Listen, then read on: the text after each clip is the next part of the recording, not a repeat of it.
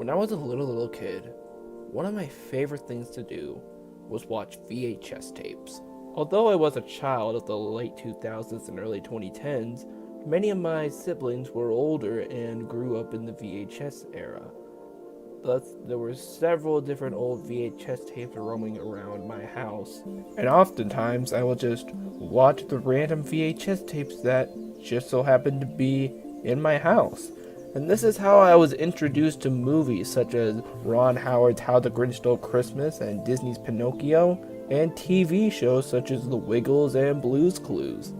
But of all the shows that I'd mainly see via VHS tape and sometimes even DVD, none of them had such a big impact on me compared to Thomas the Tank Engine and Friends. I watched this show absolutely religiously growing up, to the point where for several years, up till about 2013, it was my favorite TV show ever, and I was just so obsessed with this show. I watched all the VHS tapes and DVDs I could get my hands on. I played with all the different types of toys. I read several different storybooks, both the books that the show was based on and the books that were based off of the show. I watched the movies. I even got the chance to see The Great Discovery in theaters, and I was even fortunate enough to grow up with basically every single version of the main series, to the point where I was even watching the CG seasons. But it was around 2013, 2014 where I stopped watching the show and the new movies altogether, simply because I got older and wasn't interested on shows on PBS Kids anymore. And I looked back at Thomas and Friends fondly as a cute little show about talking trains that I used to love as a kid. But then I started to watch some YouTube videos talking about on how screwed up the Thomas and Friends franchise really is at its core, and it got me interested to go back and revisit the show to see how messed up it can be. And that's how this project came to be. My name is Film Buff, and I will be reviewing every single episode of Thomas the Tank Engine and Friends. You heard me. Every single episode. All 24 seasons of it. And not just that. Every movie, every crossover, every spin-off, everything you can watch about Thomas and Friends that's official. We will be looking at one episode of video released daily throughout the month of September. So throughout this month, we'll be getting through the first 2 seasons of Thomas the Tank Engine, plus the first 4 episodes of its sister series, Shining Time Station. So join me for what I would like to call SteamTember.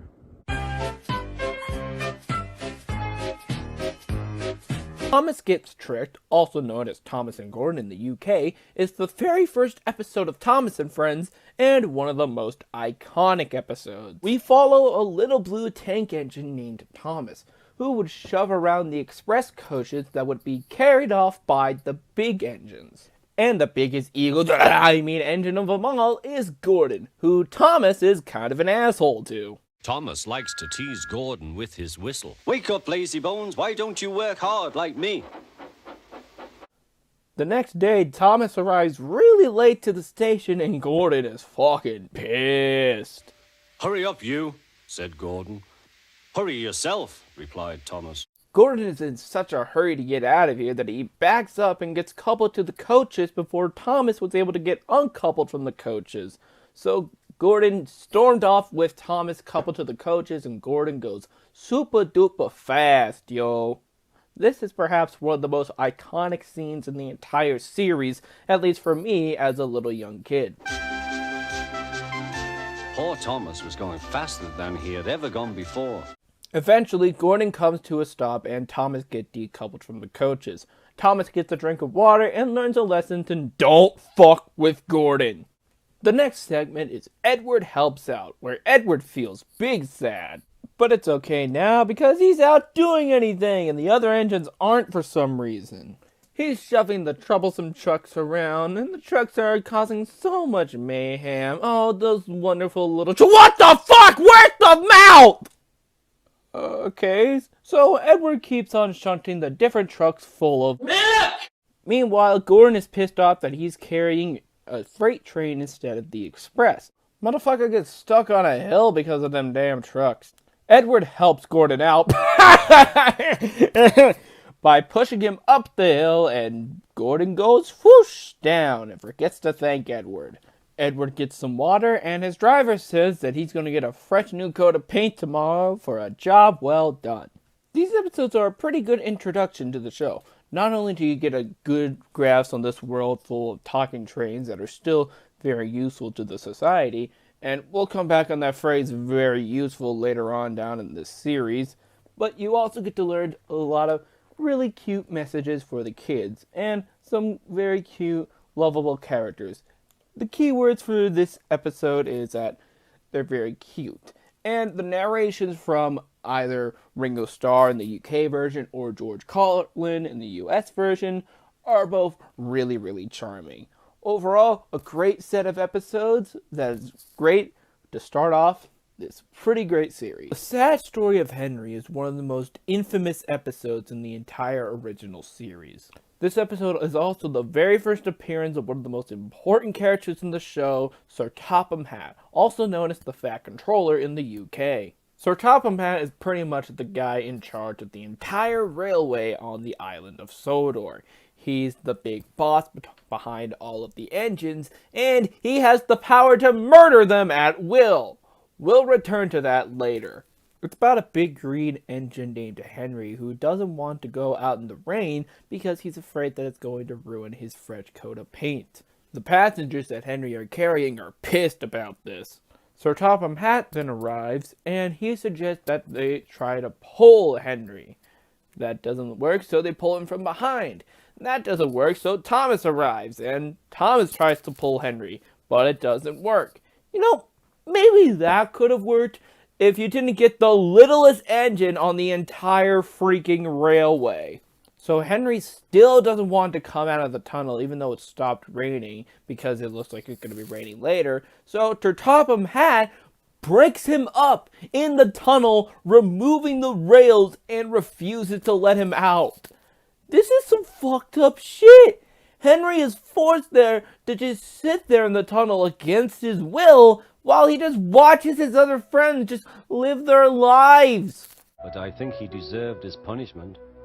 Don't you? No, he doesn't! Henry just didn't want to get his new coat of paint wet from the rain. He didn't need this horrible of a punishment.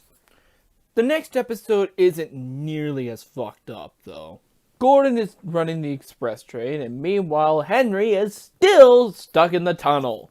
I'm going to poop. Gordon then bursts his safety valve, leaving him unable to continue carrying the express. So Sir Topham Hatt sends Edward over to carry the express instead, but because of how small Edward is, he can't carry it. So he releases Henry free, and both Henry and Edward carry the express. And then something so random and stupid happens, I just cannot give it justice. Just watch. The Fat Controller leaned out of the window to wave at Edward and Henry. But the train was going so fast that his hat blew off into a field where a goat ate it for tea. So, the weird thing about these episodes is that I don't know what the message is supposed to be. What, don't be a whiny little bitch when you're gonna go out in the rain, or else you're gonna get bricked up behind a wall? I guess the second episode has a bit more of a more clear message of helping each other out, but, you know, you still locked up Henry behind a wall. And a big day for Thomas. Thomas is pretty mad because he doesn't get to pull any of the other coaches because he's such a small engine. That night, Henry gets sick, giving Thomas hope and that he might not be able to come in tomorrow. The next day comes and Henry's still sick, leaving Thomas to pull his train. However, Thomas gets so excited he ends up leaving before the train is attached to him. He stops at a light where the flagman tells him that he has no train behind him. So he backs up and gets it right this time. The other engines mock Thomas for messing up on his first time. Episode over. The next episode opens with Thomas being a little annoying and the narrator being a freaking savage.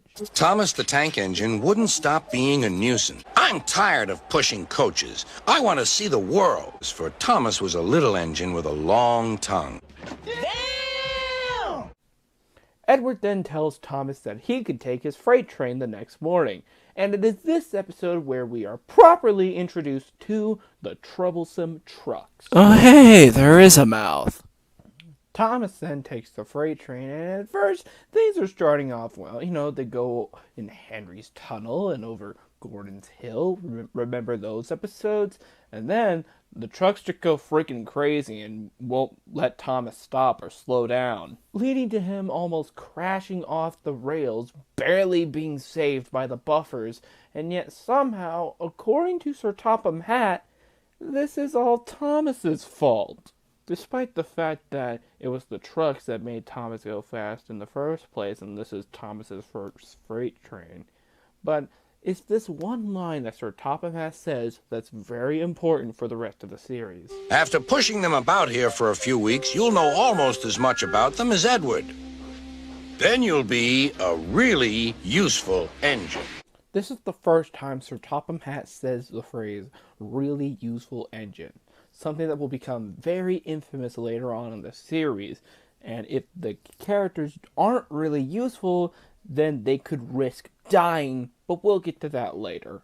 For the most part, these episodes are cute and fun like the rest of the series, but the endings to both of them just leave me with nothing. A Big Day for Thomas feels like it has nothing of value, and Trouble for Thomas was fine for the most part, but was kind of ruined by the ending where Sir Topham Hatt was just mean for Thomas for basically no reason.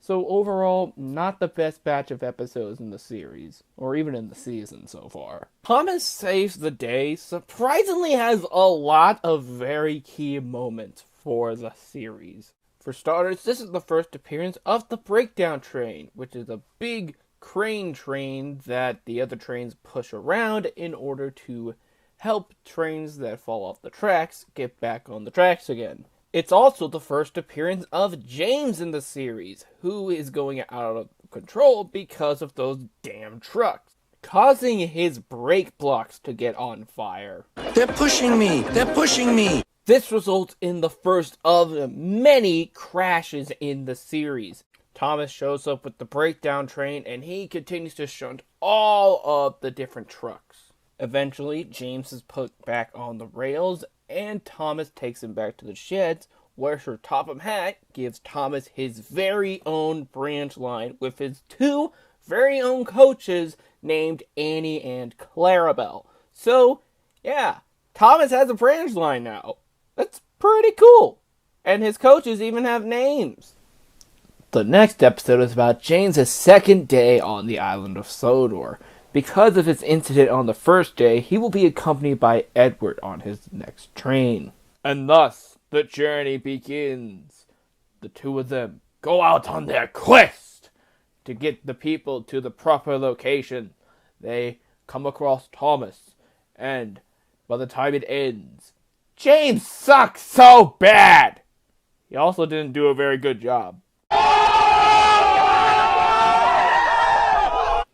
The next day, he is given one last chance, but he keeps on banging the coaches, nice, to the point where his pipes leak. Need a leather bootlace and some newspaper in order to fix it. One of the passengers just so happens to have a leather bootlace, but this asshole decides not to give it to them, holding the whole train behind.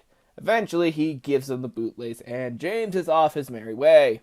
So there's not a whole lot to the second episode, more just a continuation of the events of the first episode. But the first episode has a lot of firsts. The first crash, the first appearance of James, the first time Thomas gets a branch line, the first appearance of the breakdown train, and the first appearance of Annie and Clarabelle, all in one episode. So that is quite an achievement for just one episode. But both these episodes are still pretty charming, and give them a watch if you feel like it. Foolish Freight Cars follow up on the events of the previous episode. You know, the one where James needed a bootlace to repair his train. So in an act of redemption, and in order for him to not have his red paint be painted blue, Sir Topham Hatt orders him to pull a freight train, and is the most troublesome freight train of them all.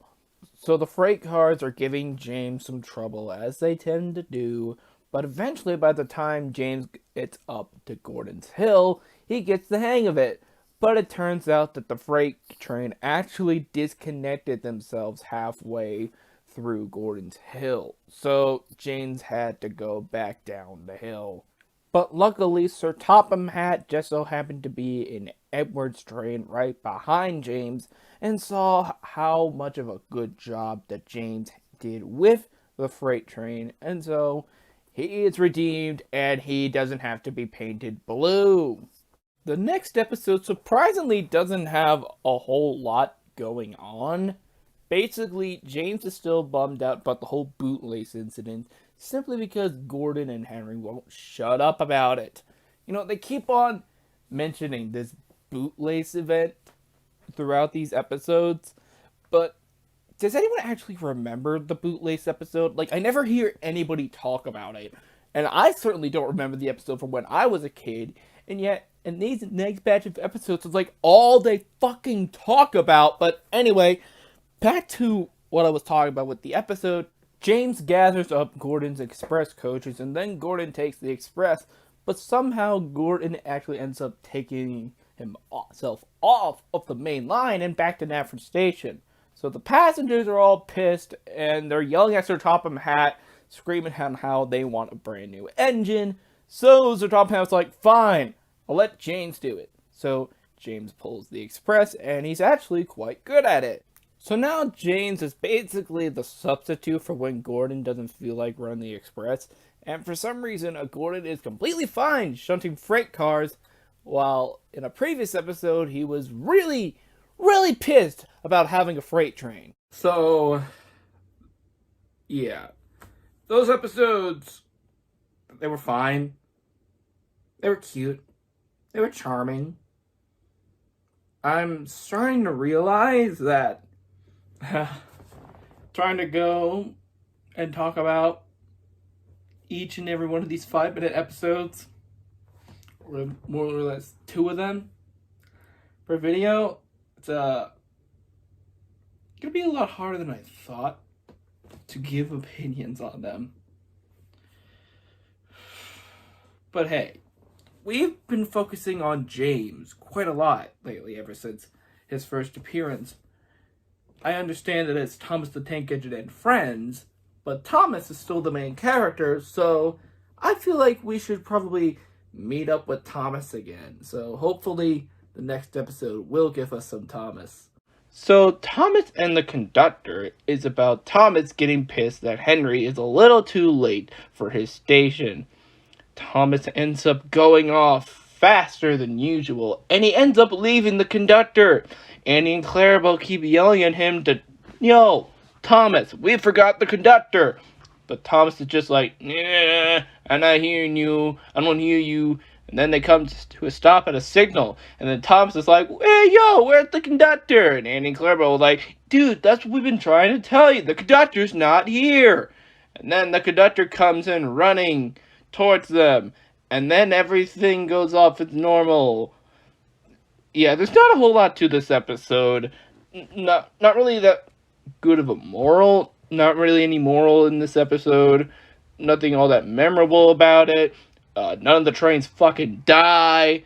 But, oh my god, there is a lot of moments in this episode that makes my adult brain just go, oh, I should not be acting around this while watching a kid's show. But Clarabelle didn't want to come, but the conductor didn't come. As fast as you like, as fast as you like. He was very hot. He's not drinking milk.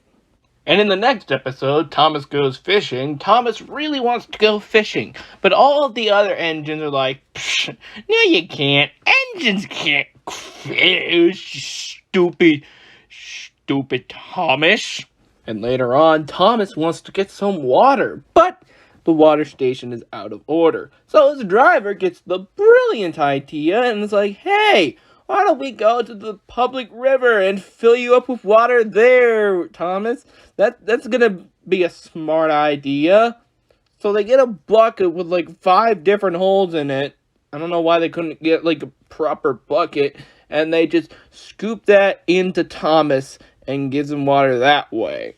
But after having that water, Thomas doesn't feel so good, and so he pulls over. They call Sir Topham Hatt to figure out what's wrong, and it turns out that there are fish inside of Thomas because the water came from a freaking river. So they decide to fish the fish out of Thomas, and they then eat the fish, and Thomas is like, yeah, I don't want to go fishing. It's very uncomfortable.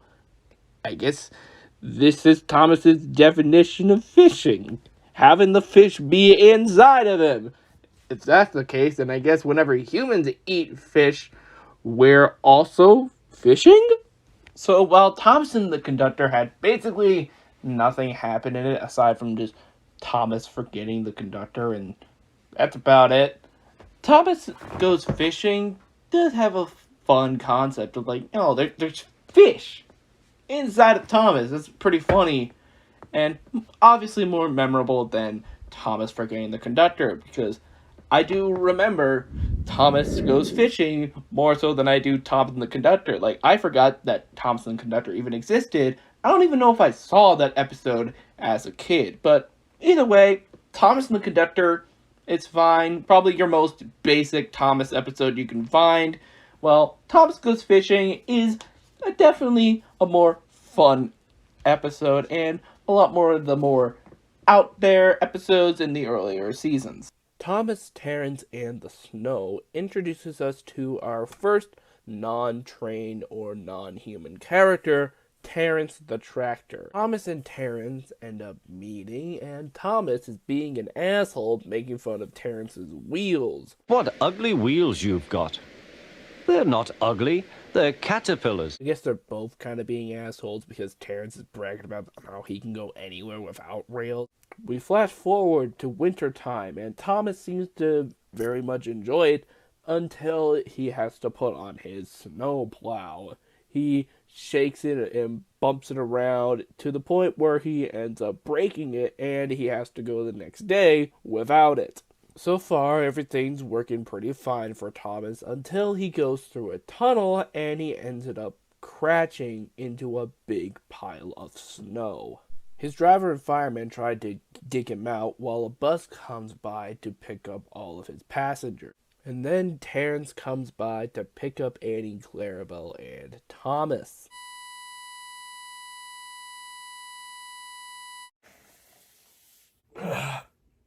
So I'm sick. Yeah, I got sick while making this video and a couple other videos.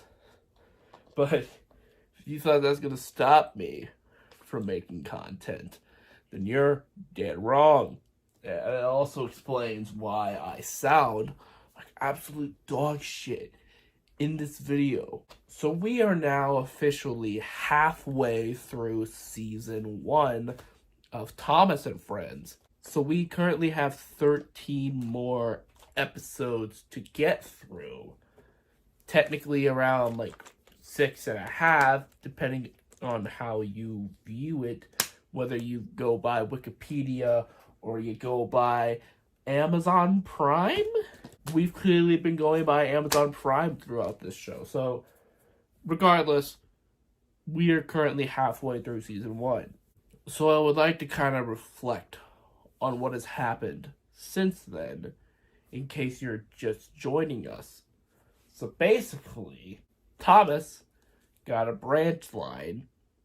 James was able to run the express.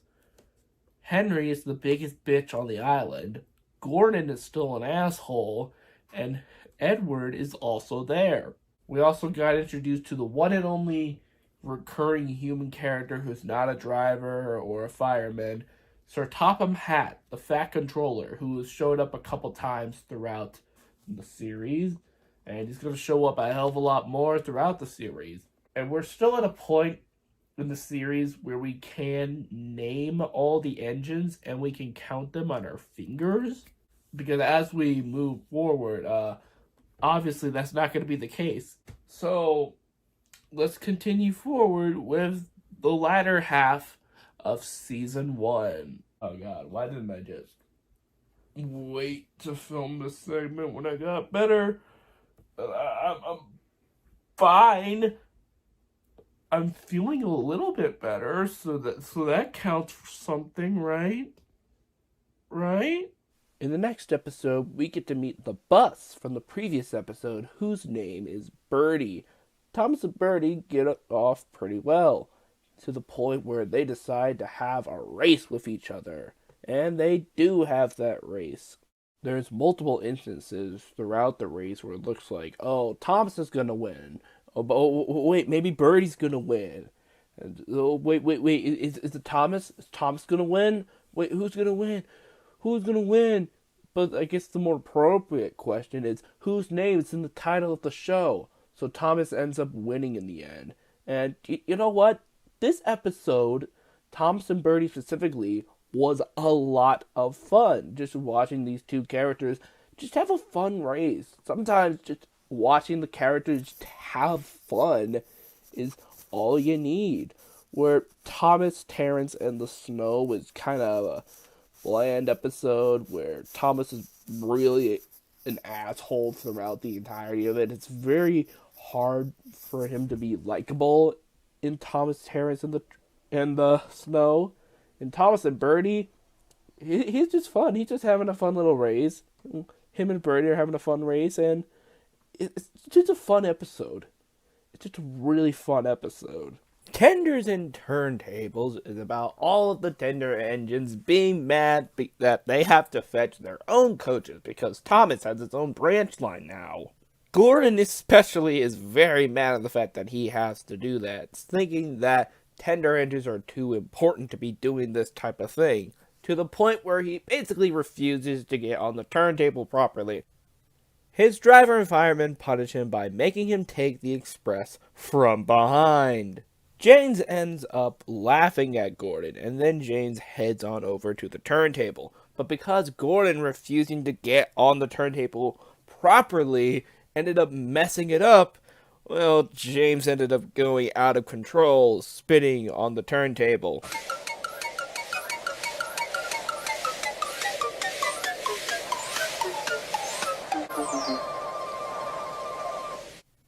Later that night, the tender engines officially had enough of Sir Topham Hatt's bullcrap, and they have officially started to go on strike. Which leads us directly into the next episode, where everybody at Knapford Station is complaining to Sir Topham Hatt about the lack of engines. So he has Edward pick up the slack around the station, but because the other tenders just refuse to do most of the work, he needs some more engines. And this is where we get introduced to Percy, the little green engine. How beautifully you wished him. So Sir Topham Hatt brings Percy to work, and he very easily befriends Edward, and he later befriends Thomas. Percy even taking Annie and Clarabelle out for a spin. Meanwhile, all of the tender engines are lonely and miserable because they were acting too silly. So these episodes were classics to me as a kid. I always recognized these episodes. I really do remember these, mainly because it was a 3-parter.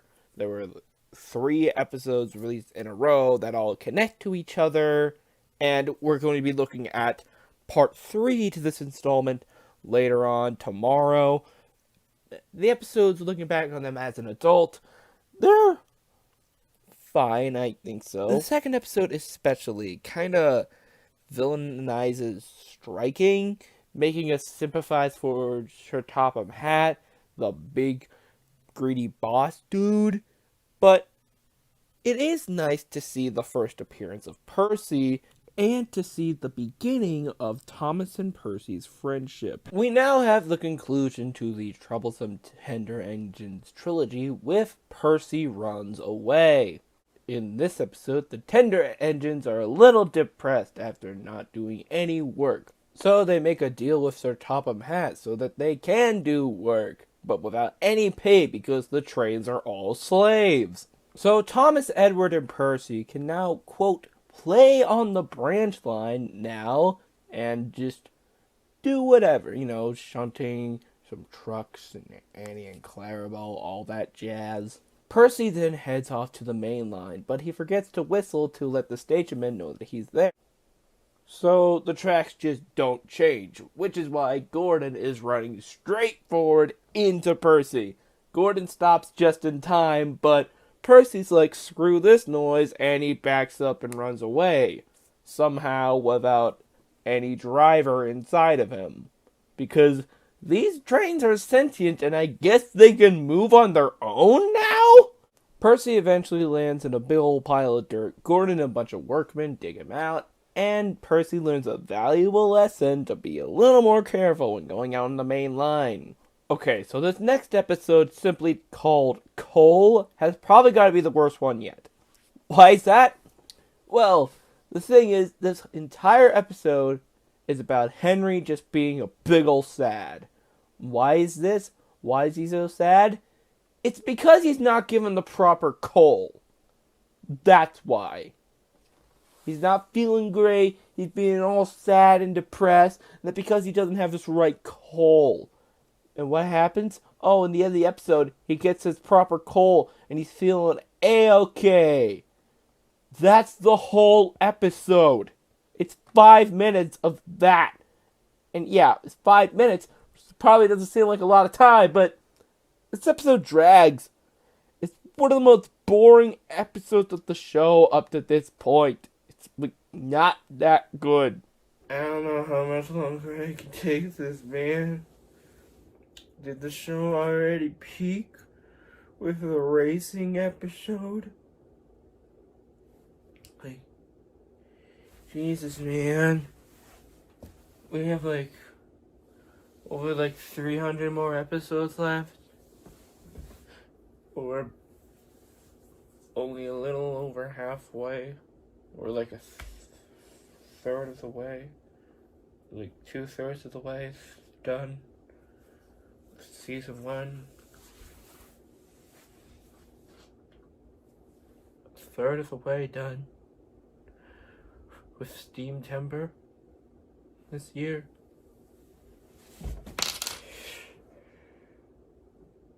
This show is gonna be the death of me. I'm filming this in July. I don't know if I'll get this done in time for September. I'm being dead serious. There's bags under my eyes for a reason, man. These bags are here. These freaking bags, they're here for a reason. It's because of that freaking train.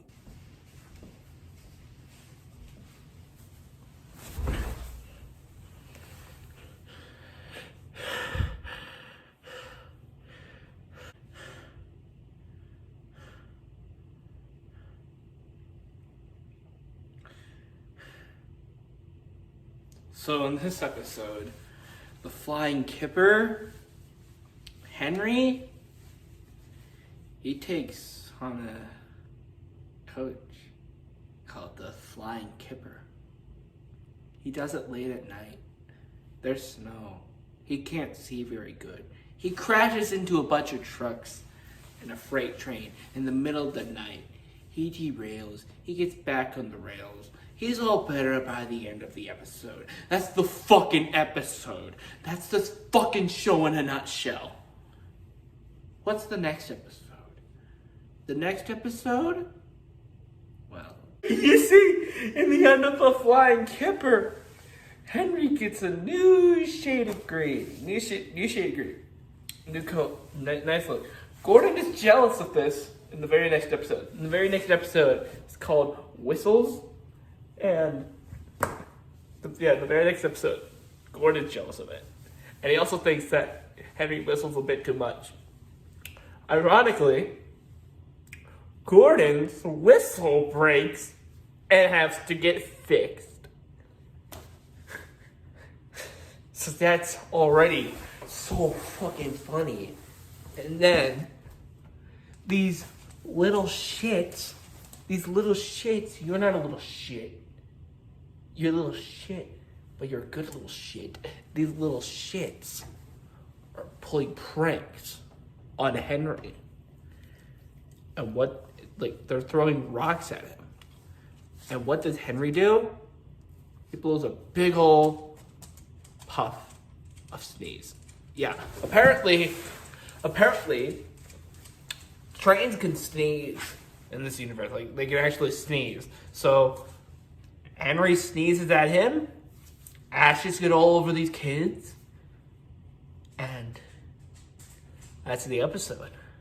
That's the freaking episode, man. That's...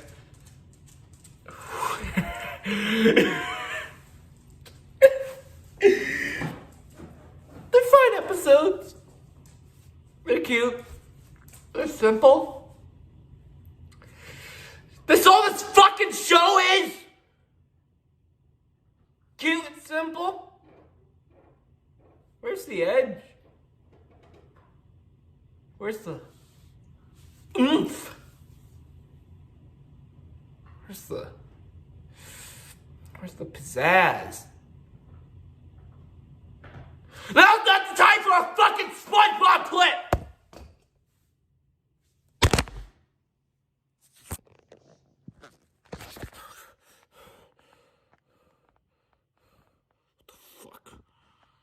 Doing sleeping like that. You know you're not supposed to sleep like that, especially when I'm fucking talking to you. Do that to me again. If you do that to me again, I'm gonna tie you to some train tracks. Yeah, I'm gonna tie you up to the fucking train tracks, and Thomas is gonna run you over. Yeah, you're gonna be flat like a fucking pancake. Yeah. Yeah, the tracks will be so red, it will be James's new coat of paint. You got that, motherfucker? Yeah.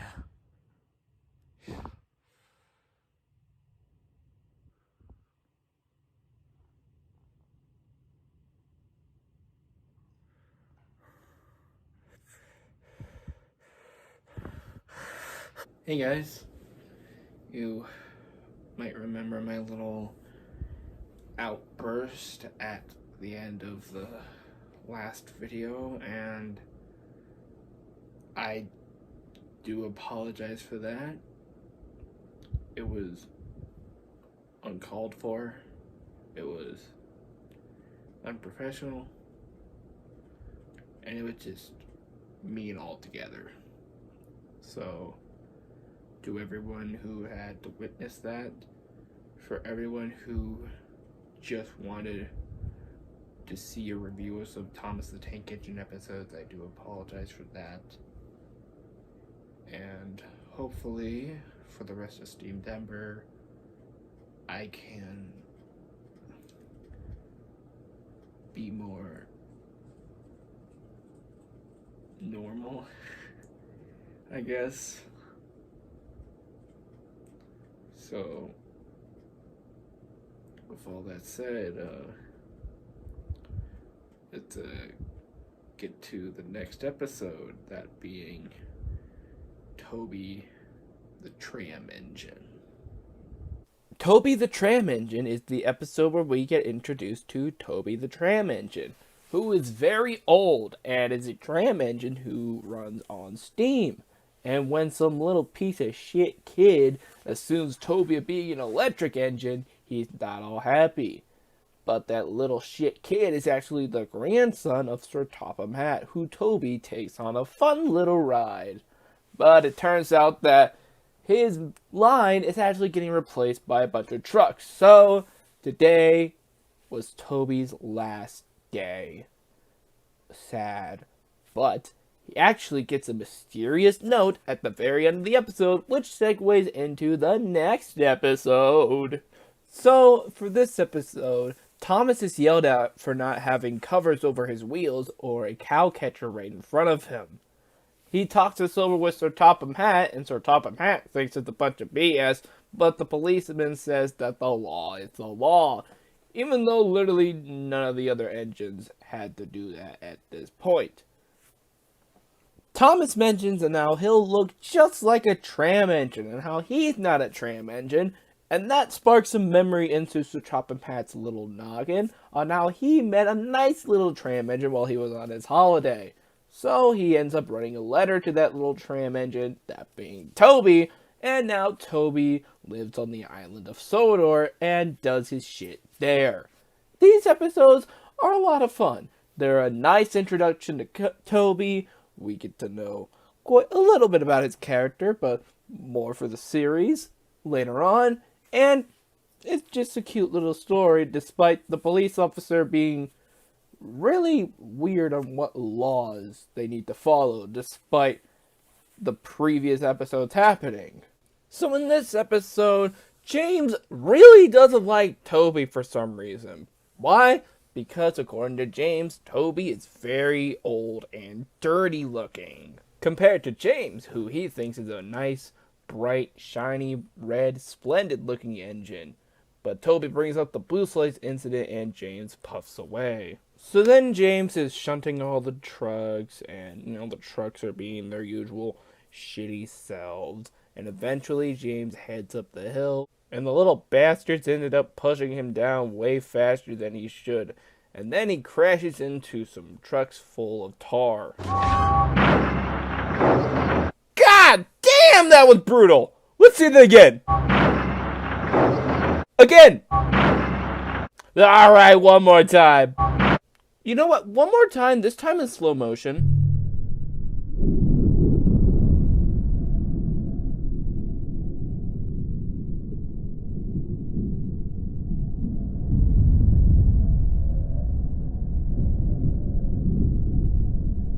Okay, one more time, but super duper fast. Okay, one more time, but... Alright! God! In the next episode, called Gordon Takes a Dip, Gordon is really, really mad over the sheer fact that the turntable just sucks. He hates it so much that when he got on the turntable, he tried to get off of it as quick as possible, but ended up falling in a ditch. And the rest of the episode is just Gordon staying in this ditch, a couple kids laughing at him, and he gets out of the ditch. That's the episode. I don't know why I considered this a classic when I was a kid, but you know what? It's a fine episode. It's a perfectly serviceable episode about Gordon learning a lesson to not be a little shit. And the other episode is also a nice little lesson about James learning to not be a little shit. Perfectly fine episodes on learning how to not be little pieces of shit. But I'm mainly excited at the fact that we only have one more episode of Season 1 left. Down the Mine begins with Thomas smelling a smelly type of smell. A smelly smell that smells smelly. Thomas then says that the smell smells like ditch water, referring to the events of the last episode where Gordon fell down the ditch. And Annie and Clarabelle think that Thomas was being very rude to Gordon. Thomas puts Annie and Clarabelle away and chugs on down over to the mine to do some stuff.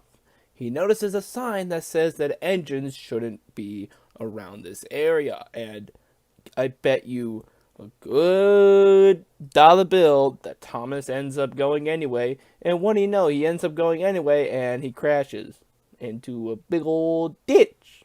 So Sir Topham Hatt sends in Gordon to get Thomas out, yada yada yada, lessons learned. And the final episode of this season is the Christmas episode. So Merry Christmas, everybody. I should point out that I am recording this video in summer. Does it feel like it? Absolutely not, but it's still summer. It's Christmas time on the island of Sodor, and Thomas and his friends want to put on an appreciation Christmas party for a nice little old lady named Miss Kindly. But there's only one problem. Her house has been snowed in. So Thomas and Toby head over to her house to clear the path. At first it's a little rough. They don't think they can get everything. But luckily Terrance the tractor comes by to finish the job, and they're even able to bring Miss Kindly back to the shed, which is beautifully decorated in Christmas decorations. And you know what? I have to say that this episode, like the Christmas episode in particular, is kind of a cute, fun little way to end off the season. Down the Mine was also a pretty decent episode. A typical Thomas and Friends story structure. Thomas is told not to do something, does it anyway, realizes he screwed up, lessons are learned, cute and harmless fun. And the Christmas episode that ended off the whole season was also very charming, very sweet. This might become a new Christmas tradition. It used to be for a very long time, but I might start watching this every Christmas now. This was very sweet to rewatch.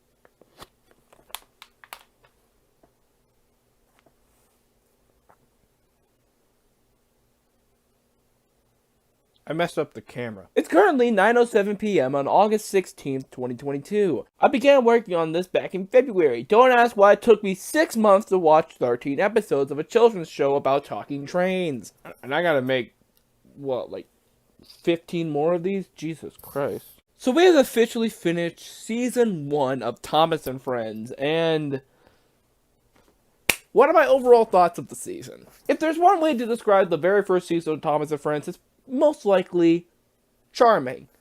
Thomas and Friends, at least in Season 1, is a very charming kids show. You get to learn some fun little life lessons with the many misadventures of these talking trains. In fact, according to Lemon, from the hit film Bullet Train, he learned a lot about people through Thomas and Friends.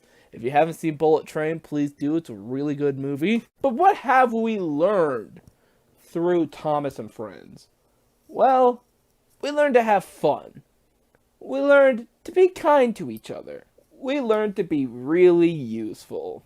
We actually haven't learned to be really useful yet. That comes later into the show, but oh boy, is it gonna be something. We also learned that children in Thomas and Friends just sucks. Like, remember those kids that just threw rocks on Henry? But even very on, we started to notice the more screwed up side of Thomas and Friends. Like in literally the very third episode, The Sad Story of Henry, like they just refused to let Henry out of that tunnel, even though he just didn't want to get his beautiful new coat of green paint wet.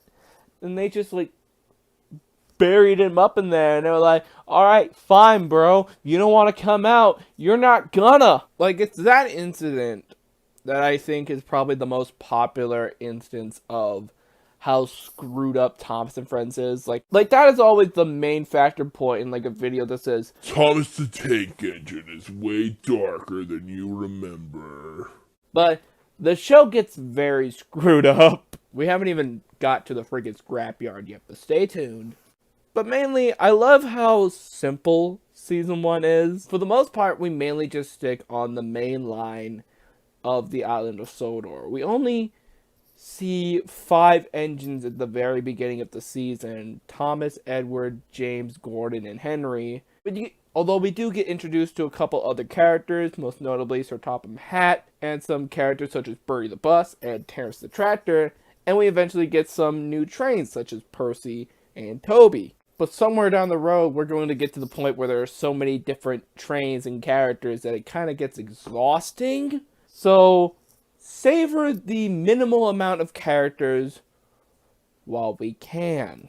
So overall, Season 1 of Thomas the Tank Engine and Friends is a genuinely fun, charming children's show that, you know what, I wouldn't mind watching by myself, not related for a video, sometime in the future, because the grand majority of these episodes, with one or two exceptions, is very charming and very cute, very wholesome, very simple, very timeless. Like, any kid can watch these and have a good time.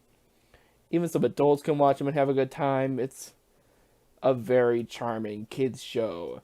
But that will be it for this video. If you did enjoy it, then please be sure to like, comment, and subscribe, and ring the bell to be notified of when future videos are uploaded. And if we get to 300 subscribers by the end of the year, then I will make one giant video reviewing every SpongeBob video game.